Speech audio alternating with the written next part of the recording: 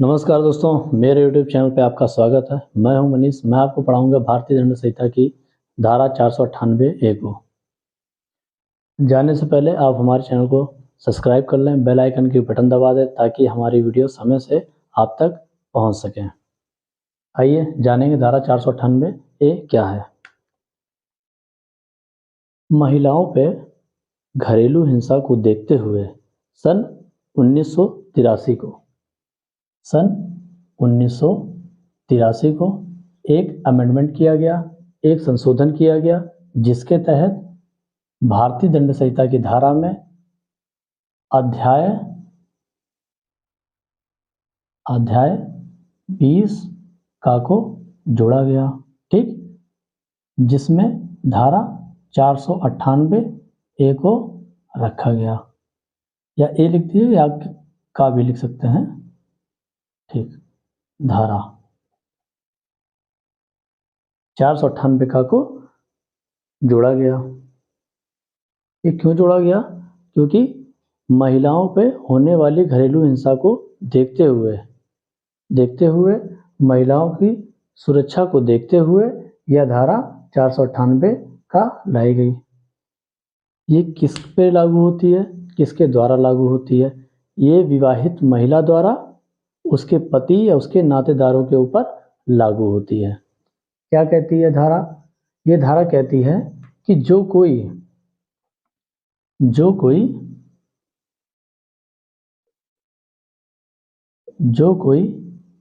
स्त्री का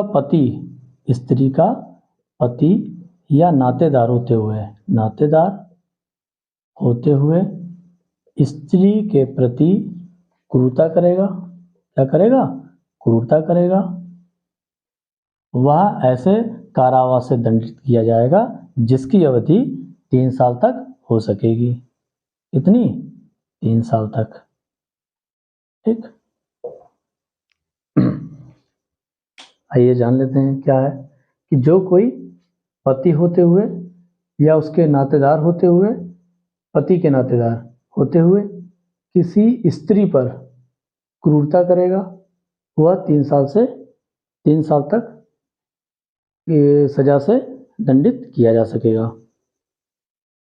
इसको सरल सी बात समझते हैं कि विवाहित स्त्री है, वह मायके में है, उसके ऊपर उसके पति द्वारा या पति के नातेदार का मतलब है उसके माता पिता, भाई बहन या और उसके सगे संबंधी द्वारा स्त्री पर क्रूरता किया जाता है, तो वह ऐसी कारावास से दंडित किया जाएगा जो 3 वर्ष तक हो सकेगी, ठीक है। आइए जानते हैं। अब क्रूरता शब्दों को समझेंगे। क्या है क्रूरता? क्या इसको हम किस प्रकार समझेंगे, क्या जानेंगे कि हाँ ये क्या क्रूरता की गई उसके ऊपर, या किस प्रकार का आचरण किया गया जिसको हम क्रूरता कहेंगे, तो वो बताया गया स्पष्टीकरण में, ठीक है। क्या बताया गया स्पष्टीकरण में?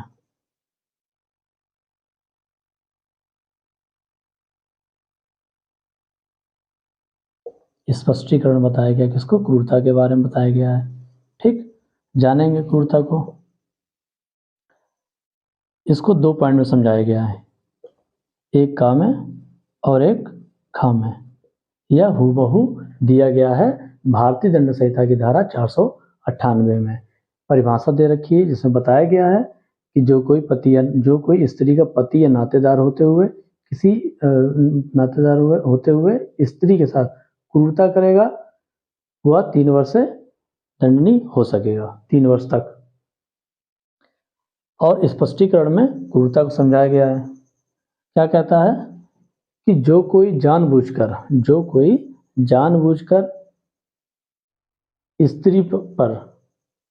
स्त्री के साथ ऐसा आचरण करेगा जिससे वह आत्महत्या करने के लिए प्रेरित हो, या उसके अंग, स्वास्थ्य, शारीरिक या मानसिक रूप से क्षति होना संभाव्य हो।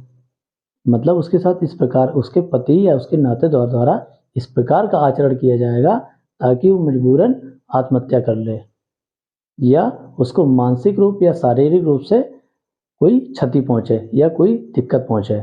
तो जब ऐसा उसके साथ अगर होगा तो यह क्रूरता की श्रेणी में आएगा, उसे क्रूरता कहा जाएगा। ऐसा कहा जाएगा कि उसके साथ क्रूरता हुई। और जब ऐसा होगा तो यह इस अपराध की श्रेणी में आएगा, किसकी? 498A। और क्या सजा है? 3 साल तक की सजा है। ठीक है, आइए जानते हैं, फिर से इसको नोट डाउन करते चलेंगे। जो कोई जानबूझकर ऐसा आचरण करेगा जिससे स्त्री आत्महत्या करने के लिए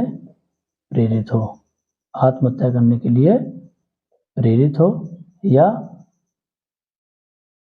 ऐसा आचरण करे कि उसका अंग या स्वास्थ्य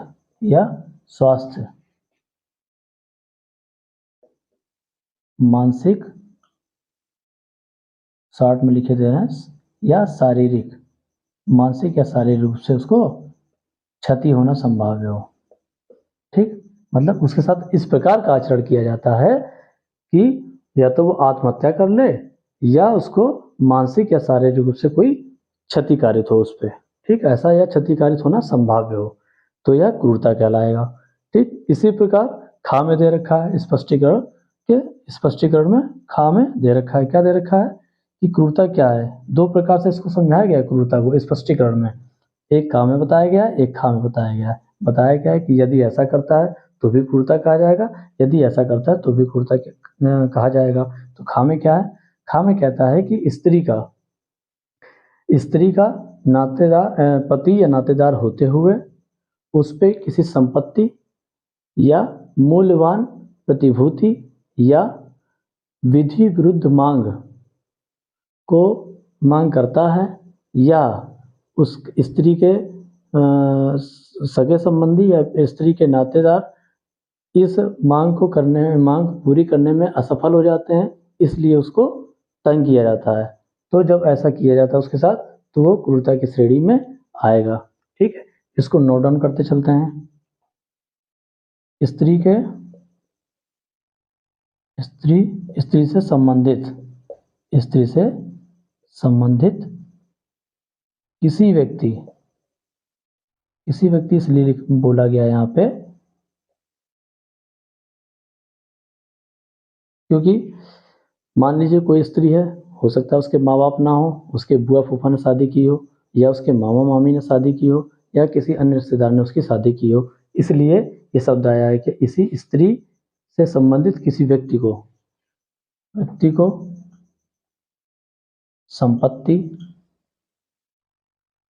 संपत्ति या मूल्यवान प्रतिभूति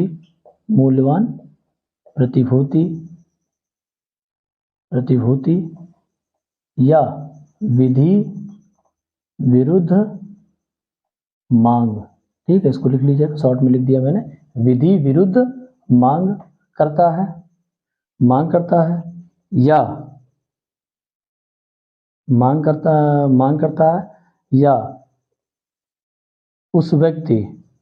उस संबंधित व्यक्ति द्वारा असफल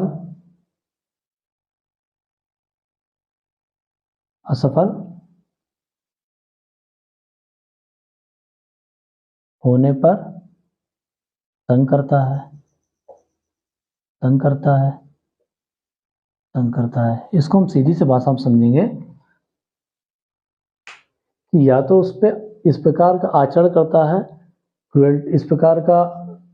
करता है कि जिससे वो आत्महत्या कर सके या उसके मानसिक या शारीरिक रूप से उसको क्षति पहुंच सके, या दहेज के लिए, सिंपल सी भाषा में कह सकते हैं हम दहेज के लिए। क्योंकि संपत्ति, मूल्यवान प्रतिभूति मतलब जैसे कोई कागज है, प्लाट का कागज है कि मेरे नाम लिख दो। ठीक है, कोई मूल्यवान प्रतिभूति या विधि विरुद्ध मांग करता है, डिमांड करता है जो अनलॉफुल हो उस व्यक्ति द्वारा असफल होने का मतलब यह है कि या तो इसलिए तंग करता है कि वो कोई ऐसी संपत्ति, मूल्यवान प्रतिभूति या विधि विरुद्ध मांग को हमारी पूरी करें, या कोई चीज़ मांगी गई थी वो ना दे पाए हों उसके संबंधित व्यक्ति या उसके माँ बाप या माँ मामी या चाचा चाची जो भी जिसने उससे स्त्री की शादी करी हो, संबंधित व्यक्ति है, वो उस डिमांड को ना पूरी कर पाए हों, तो इसलिए सुना सुना के उसको तंग करना। तो ये 2 चीज़ें हैं, अगर ये 2 चीज़ें लड़की के साथ होती है, इसको क्रूरता कहा जाएगा, ठीक है। तो सिंपल सी भाषा में भी हमने इसको समझ लिया है कि क्रूरता क्या होता है, ठीक है। तो किसी भी स्त्री के साथ अगर ऐसी क्रूरता होती है तो 3 साल की सजा उसको दी जाएगी। किसको? पति या उसके नातेदार को। तो ये किसके लिए है? ये जान लीजिए, ये एक विवाहित महिला के लिए है, ठीक है। ये विवाहित महिला की तरफ से है, ठीक है। और किस पे लगाई जाएगी धारा? पति या नातेदार, ठीक है। पति या नातेदार पे, यह विवाहित महिला द्वारा पति या नातेदार पे लगाई जाएगी। धारा 498 क्यों लाई गई थी? यह धारा 498 इसलिए लाई गई थी ताकि महिलाओं की सुरक्षा की जा सके, महिलाओं को सुरक्षा प्रदान किया जा सके उनके पति या नातेदारों से जो उन पर क्रूरता करते हैं, ठीक है। जब ये आया तो 498 आया तो इसके ये उपयोगिता भी हुई इसकी और कुछ इसके दुरुपयोग हुए। क्यों? क्योंकि ये ऐसा कानून था जिसकी महिला की एक शिकायत पर उसके पति एवं नातेदारों को गिरफ्तार कर लिया जाता था। तो बहुत सारे झूठे केस भी आने लगे। तो झूठे जब केस आने लगे तो एक केस था जिसमें इसको वैधानिक आतंकवाद का दर्जा दिया गया। क्या दिया गया? वैधानिक आतंकवाद का। वैधानिक आतंकवाद, आतंकवाद। वो केस कौन था हम जान लेते हैं।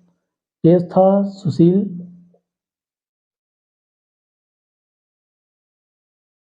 शर्मा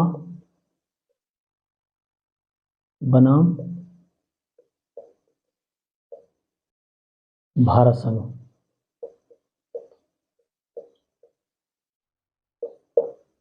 सुशील शर्मा बनाम भारत संघ का एक केस आया था। ये आया था 2005 में। 2005 में आया था जिसको इसे वैधानिक आतंकवाद कहा गया। वैधानिक आतंकवाद क्यों कहा गया? क्योंकि पतियों पे ये आतंक बना रहता था कि उन पे धारा 498 लग सकती है कभी भी, सिर्फ पत्नी की एक शिकायत पर, ठीक है। तो इस पे 2017 में सुप्रीम कोर्ट ने एक नियम निर्धारित किया गया था। उन्होंने बताया था कि 2017 के बाद, आइए जरा इसको थोड़ा सा रफ कर देते हैं।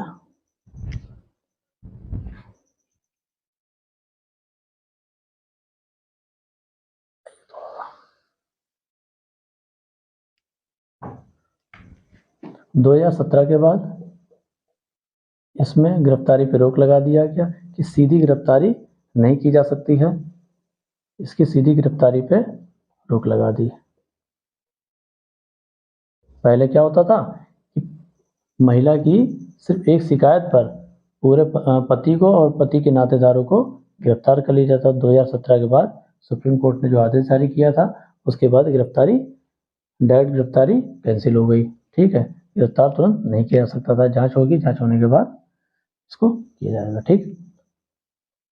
यह धारा कैसी धारा है? इंपॉर्टेंट पॉइंट जान लें। यह एक धारा जो है यह एक संज्ञेय धारा है, सबसे पहला। दूसरा जान लीजिए, ये गैर जमानती है, गैर जमानती है, नॉन बेलेबल, ऐसा ही है, नॉन बेलेबल है। और तीसरा क्या है? ये असमनीय है, असमनीय है, नॉन कंपाउंडेबल, ठीक। ये धारा संज्ञेय है, गैर जमानती, नॉन बेलेबल, यानी इसकी बेल आपको नहीं होगी। कोर्ट तय करेगा कि आपको जमानत ये दिया जाना है या जमानत नहीं दिया जाना है, ठीक है। असमनीय, असमनीय मतलब यह समझौता योग्य नहीं है, ठीक है। तो ये 3 पॉइंट इसको आप याद कर लीजिएगा, ठीक। और एक ये केस है 2005 का, सुशील शर्मा बनाम भारत संघ, ठीक है। तो हमने आपकी डेफिनेशन भी बताई आपको, इसका स्पष्टीकरण भी बताया है और बताया है कि 2017 के बाद इसमें गिरफ्तारी सीधी होती थी, इसको रोक दिया गया था और सीधे गिरफ्तारी नहीं हो सकती थी।